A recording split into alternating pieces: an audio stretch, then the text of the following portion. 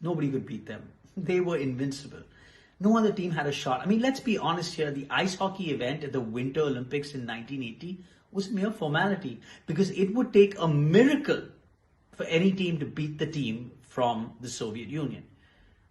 Welcome to Sportify Classics. This is the miracle on ice. So here's a little background, right? The ice hockey team from the Soviet Union in the 50s, 60s, and 70s was potentially the greatest team ever assembled in the history of any sport. They were that good. They were ridiculous.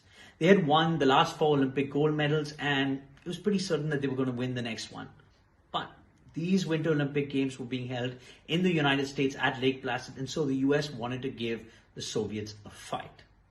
Now, if you need a history lesson to remember what a sporting event was between the USA and USSR in the 70s and 80s, just think of an India-Pakistan cricket match and multiply that by 5.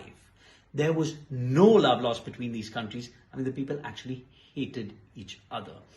And it made sense. The Cold War was at its peak during this period of time, and the 1980 Summer Games were supposed to be held in Moscow, and US President Jimmy Carter had just said that the United States is going to boycott these games, so tensions were high.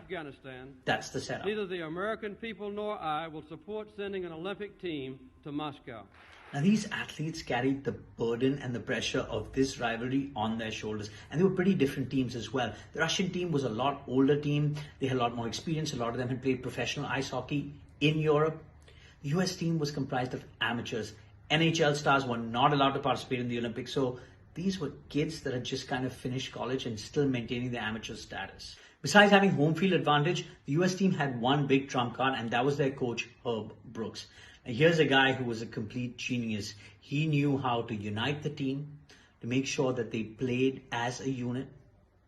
And most importantly, he made them believe that they could win. After getting through the early rounds, the US drew the USSR in the semifinals, and it was game on. Here's how the scoring went. 1-0 to the Soviets, 1-all. 2-1 to the Soviets, 2-all. 3-2 to the Soviets, and the end of the second period. So, it's 3-2 Soviet Union as we head into the third and final period. That's when the USA had to jump and take the lead.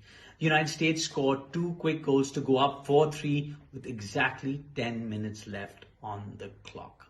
Many Americans describe these 10 minutes as the longest 10 minutes of their lives. And in the end, the immortal words of commentator Al Michaels were heard around the world.